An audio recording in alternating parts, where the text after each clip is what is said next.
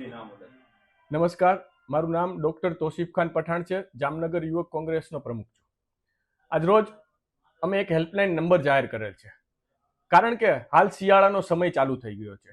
નાના ભૂલકાઓ વિદ્યાર્થીઓને સવારની શાળાઓમાં જવાની શરૂઆત ઘણા સમયથી થઈ ચૂકી છે. શિયાળાની ઠંડી પણ ધીમે ધીમે વધવા માંડી છે. તેવી જ રીતે દરેક શાળાઓની અંદર સ્વેટર જેકેટ પણ અત્યારે વિદ્યાર્થીઓને જરૂરિયાત પડવા માંડી છે. પરંતુ એક અગત્યની વાત તો એ છે કે જે સ્વેટર અને જેકેટ વિદ્યાર્થીઓ પહેરવાના હોય છે, તેમાં જામનગરની ઘણી બધી શાળાઓ અને આમ તો ગુજરાતની ઘણી બધી શાળાઓ એવો આગ્રહ રાખતી હોય છે કે તે ચોક્કસ એજન્સી હોય, ચોક્કસ દુકાન હોય, તેની પાસેથી ચોક્કસ કલરનું જ સ્વેટર કે જેકેટ પહેરવું પડે.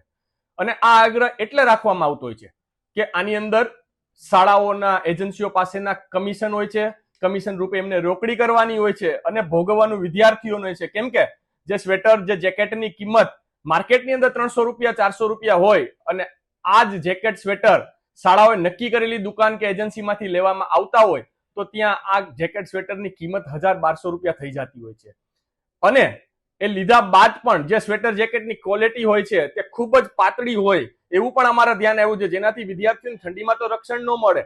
એટલે થાય એવું કે વિદ્યાર્થીઓએ આર્થિક રીતે પણ હેરાન થવાનું, એની તબિયત ઉપર પણ અસર પડે, ઠંડી પણ ભોગવવાની, અને જે ફાયદો છે તે ખાલી ને ખાલી શાળાના સંચાલકોને, શાળાના ટ્રસ્ટીઓને એના કમિશન રૂપે થતો હોય છે.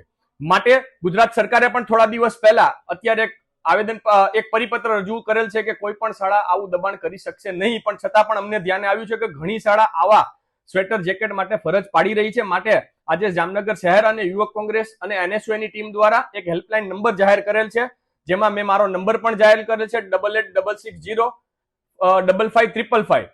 સાથે બીજા મારા મિત્ર શક્તિસિંહ જેઠવા 93268 11111. એવી જ રીતે મહિપાલસિંહ જાડેજા, જેમના નંબર છે 9558 49999.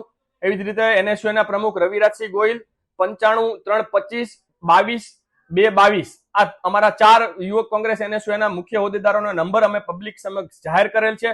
કોઈ પણ વાલી કોઈ પણ શાળાની આવી બેદરકારી સામે અમોને ફરિયાદ કરશે તો ચોક્કસ એ શાળા સામે એનએસયુ અને યુવક કોંગ્રેસ વિદ્યાર્થીઓના હિતમાં આંદોલન કરશે અને એના માટેની રજૂઆત કરશે તેવી ખાતરી આપીએ છીએ. જય હિન્દ, જય ભારત.